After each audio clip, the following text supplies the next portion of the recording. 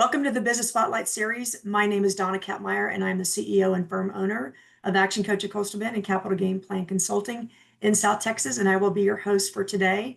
I am very excited to have two special guests on our show, Lon Varns and Collin Corrington.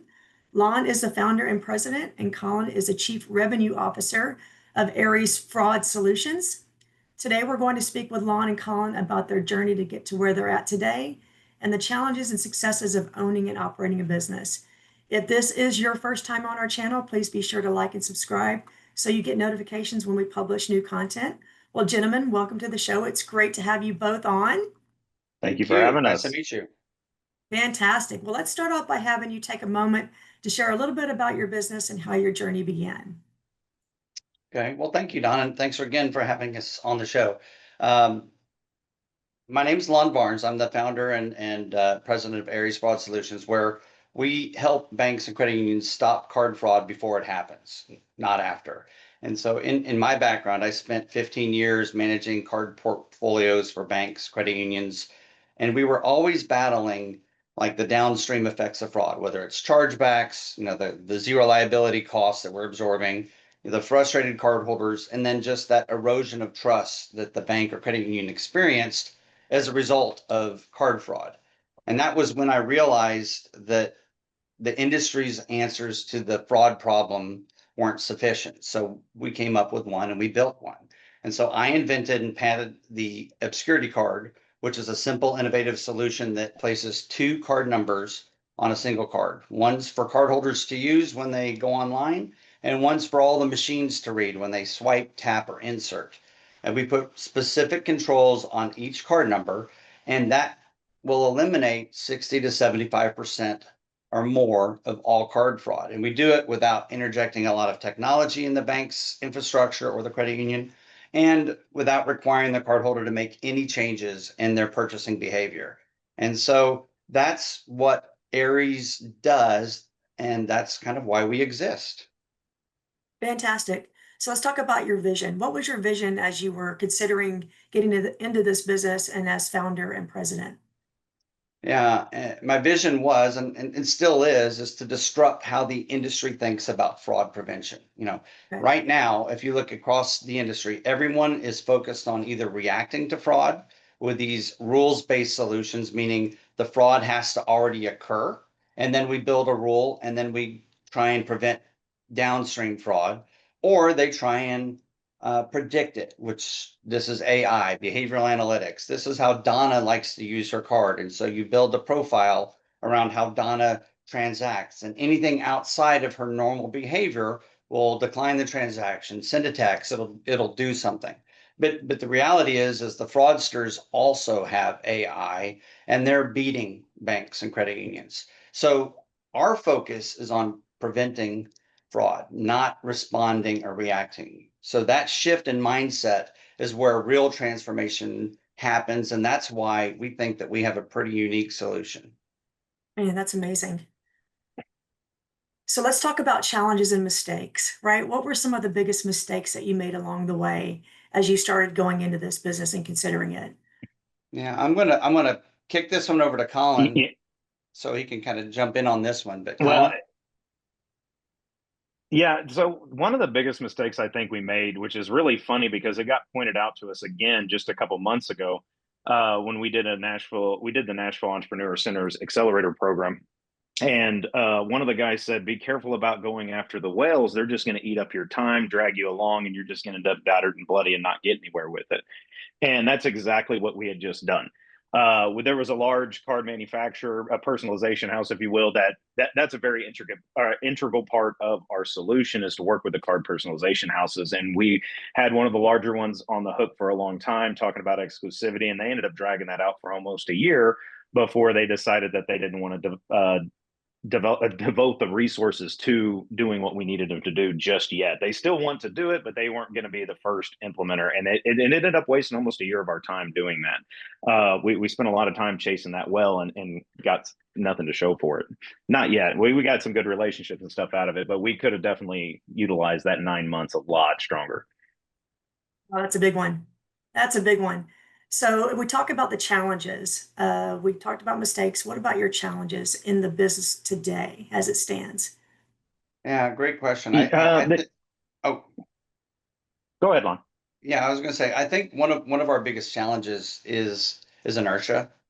Banks, credit unions are flooded with fraud tools, and then every time somebody talks to them about a fraud tool, they assume that it's complex, it's costly. So we're having to struggle with that mindset. So we're trying to cut through all of that and show them that, hey, this is a simple, cost-effective solution that actually works at scale. Our biggest challenge is people tend to overcomplicate our solution. Like, where does the API plug in? What about that? No, it's not that complex. It's literally, we're just taking a second card number and putting it in a plastic, and then we have very, very static rules that are in place. And sometimes it's more challenging to get a simple idea across than it is a more complicated one. The thought process, it can't be that easy. Yeah, Exactly. If it's too easy, it can't be true. Yeah, something's got to be wrong with it. Yeah. They manufacture issues in their head, and it's an interesting objection to overcome. When they manifest something that's not there, it's like, how do you overcome that objection? It's fun. Interesting. So let's talk about your company. Where do you see this business in the next 5 years? This is gonna. I realize that every new founder, every business owner is thinking that they're going to be, the next greatest thing. And honestly, I do see us being quite far along. I've been in sales and management and operations and for a long time. And as I go on these sales calls, I've never been on sales calls that are quite as easy as this is, except for the inertia part that Lon mentioned earlier. Being a new company, getting into the financial sector is very, very tricky. They tend to follow, not lead. So finding the leaders in those to implement these new products is a little bit tricky. But honestly, the efficacy of the solution, the ease of implementation, it is without a doubt the easiest fraud solution out there. It is one of, if not the most effective solution I've seen to date. And I honestly believe that this will be very, very far along. I think this will be kind of a gold standard, if you will, and possibly even mandated by Visa and MasterCard, because like the EMV chip, it is a truly preventative technology. Lon mentioned earlier, the fraud does not have to happen on ours. We stop it before it ever comes out. So I honestly see this becoming almost a mandated product here in the next 5 to 10 years. Yeah. How exciting is this? I am so excited for you both. This is awesome. We still got to get over the hill, though. Yeah, but you're moving the right direction. So that's the main thing. Yeah, that is. So often we talk to business owners and who were people who were influential in their lives. When you think about success, who do you think about and why? Yeah. I think about veterans, the people that I served with. They measure success by impact and purpose, not titles or accolades. The mindset shapes how we operate. It's about service, accountability, and protecting others. I mean, even in business, we're big believers in veteran-sponsored organizations. We're a major sponsor for the DCUC, which is the Defense Credit Union Council. Collin and I will be out at their annual convention. We're a major sponsor at that conference. It's coming up here in about 3 weeks out in California. And I'll be a speaker, and I'm going to be talking about faster payments, faster fraud. And I'm aligning myself with organizations like the DCUC because they not only serve our veterans and their spouses and families, but they understand what it means to serve. And so when you have that servant mentality, that ultimately leads to success. Success isn't your destination, it's that journey. And veterans are a great embodiment of what that means, to really not be focused on profits or my competition or whatever, just doing the right thing for the right reasons and the easiest, simplest way possible. You could not have said that better. 100% agree with that. So let's talk about differentiation and your uniqueness. What sets you apart from others that are in your industry? So, in the fraud prevention industry, I'm relatively new to the banking industry. This is actually my first soiree into it. So, I'm almost a year and a half veteran in the banking industry. And so, what I've noticed from an outsider's perspective is that what separates us is one is we are truly a preventative fraud technology. Almost every Mhm. other fraud technology I've seen out there is either reactive or they're trying to guess or predictive, and they're, all of that stuff. And that's definitely what sets us apart. We stop fraud before it even happens, and we do it like as we go to these conventions, as we talk to other companies, as we see what's going on. Everybody's got an AI or an API or something along those lines, and it's, if we don't say that, we're not sexy and we're not new and but we are truly just a simple solution. Occam's razor, right? In a complex environment, the simplest solution is probably the correct one. So that definitely sets us apart in the industry as a whole, for sure. That's the whole ounce of a prevention is worth a pound of cure. So Exactly. why not try to prevent it instead of always continuously trying to fix it? Yep.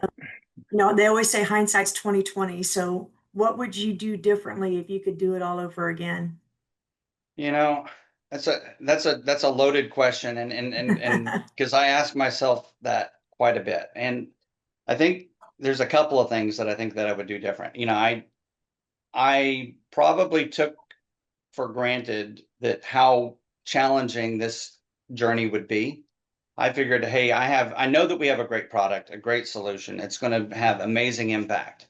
And I genuinely believe that if you build a better mousetrap, the world will beat a path to your door. I've realized that when you're talking about a highly regulated industry like banking or anything like that has a lot of regulations, and bankers are very, very risk adverse. I did not fully appreciate the challenge to get to number one. The race from 0 to 1 is long. And Mhm. so recognizing this, I think two things. I would likely focus less on product because I know that we've got a great product. We'll be able to Mhm. talk hours about the advantages and benefits of our solution. And instead talk about us, Collin and me, our integrity, what we stand for, what our principles are, what the reason why these banks and credit unions want to do business with us, because we're the type of people that I would want to do business with if I were in the banking industry. And making them, I don't want to say like us, but respect us and understand why we do what we do. And then leaning and leveraging that into things like forming these strategic partnerships with other folks that are already, that have already forged this path that can perhaps help accelerate us, these strategic partnerships, resell agreements, things like that. But being very selective with the ones that we choose, not just go to Mhm. the big ones, go to the ones that have similar beliefs, similar values, where we complement each other, where we offer something that they don't have, and they can bring our solution to areas where we don't yet have the ability to get in those doors. Love that. It all boils down to that relationship. I always say it's a know, like, and trust, and Yeah. common values is key. So well said. Um, what other information would you like our audience to know about you? About us or the company or Yes. How about that? I Yeah. Yes. what I would want is I want to echo a few things, I guess, that we've kind of already said is I'd want to remind people as you go out there and start a business that people try to make your life complicated. They try to make your product complicated. They try to stay true to who you are. Innovation doesn't have to be complex. Sometimes the best solutions are just simple and elegant. And stick with what you know. Stay in your lane until that lane is fully developed. Don't build 17 different bridges. Build one bridge to completion and make sure that gets done. And also, just I'd like to share that, keep an eye out for us. We've got a lot of fun things that are coming up right now. We're actually, like Lon said, we're heading out to the DCUC conference. If you're in banking and you're in credit union, come out and say hello to us. We're going to be on a reality TV show coming up in August. So we're going to be flying to Tulsa to film for that, which should be a lot of fun. And I'm excited. It's going to be in a casino for 5 days, so they should have plenty of B-roll from us, which will be fun. But yeah, just I would say as a business owner, it is extremely stressful. It is extremely hard. You are going to get beat down. You're going to question yourself. You're going to cry. You're going to cuss. You're going to do all of that stuff. And just remember that every good business story talks about that. and just try to enjoy the ride. It is what it is. It's going to be difficult. There's unforeseen problems. Just try to enjoy the ride. I'm blessed because Lon and I have been friends for, I don't even know, what are we at, 25, 30 years? And Yeah. it's so much fun to be in business with somebody that you enjoy, having fun every day, dealing with the same problems. And that's what I would tell everybody to remind it. Don't take it too serious. It just don't let the stress get to you. Also, Lon, anything you want to add to that? I'd like to echo kind of what Collin was saying. Like we we are young, but we're mighty. We've got a lot of wins. He mentioned the TV show. We've got these conferences. I'm speaking at a number of these things, but we do have a couple of bank and credit union pilots that we're launching. People are starting to take notice, and we have a bank that we're going to be meeting with later on this week just about what our implementation is going to look like, because they've agreed to be our first true live launch. So I mentioned the race from 0 to 1 is long. It's taken us about 18 months to get there, but I think the race to 2 is going to be a lot quicker and a lot more enjoyable. And I think that, buckle up, because I think this thing is going to really start to take off, because once people recognize the efficacy of the solution, how fun it is to work with guys like me and Collin, and how minimal of a lift this is going to wind up being to get this across the finish line. I don't see there's a lot of road maps or road bumps, or what are they called, speed bumps in our journey over the next few years. Who would have thunk that credit card security would be so fun and exciting? It's not. It's not. We force the fun into it. I promise you, it is not. Oh, Going around and talking to bankers all day long, I'm pretty sure you can understand how that. We try to make it fun, and I will be honest, it's a tricky balance, because when you walk in there, you don't want to come off as the clown, but at the same time, I can't be boring for 8 hours a day. I got to have some kind of fun. always Yeah. be your authentic self, right? Absolutely. That I is can a see great that. advice. That is 100% great advice, because people can smell it. I tell my salespeople that all the time. Just be you. Don't worry about a script. Don't worry about any of that. Just, you got 2 ears, one mouth. Listen twice as much as you talk, and try to have as much fun as you can with it. Yeah, Fantastic. and to that point about being your authentic self, when Collin and I go to these conferences, Collin and I are wearing jeans and cowboy hats, and we stick out like a sore thumb, and I'm okay with that. And it's not necessarily to stick out on purpose. It's more so to a nod to kind of where we come from. It's back to our roots. It's kind of who we are. And I get it. It probably doesn't appeal to everybody, but that's who we are. And principles matter. When you're dealing with somebody, you don't compromise on your principles. So, genuine sincerity of this is who we are. I think it comes through, and it's refreshing in a world of skinny jeans and tennis shoes and blazers. That to me feels disingenuous or I, unauthentic, and you don't want to see me in skinny jeans. I know Collin doesn't, but it's just not us. It's not how we roll. it, it's funny how much your perception of yourself changes when you're wearing boots and jeans versus a suit and tie. And that's just how Lon and I feel comfortable. And when we go to this, and plus it's really helpful because most of these conventions are very large. Lon's kind of short. It's easy to find him with that hat on. He wanders off a lot. So it's better than tying a balloon to him, I guess.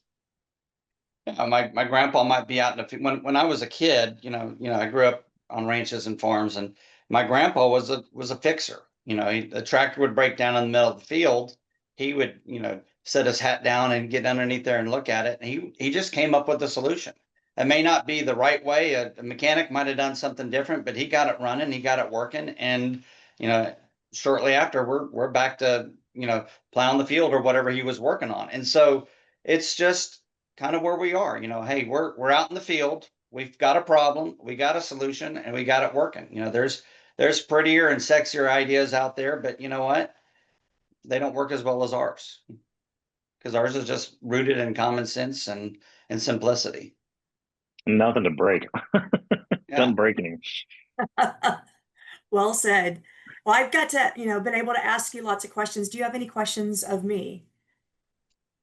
Well, tell us a little bit more about ActionCOACH. How we can shift from working in the business to working on the business, because that's kind of where we are right now. And how can Action Coach help us with that transition?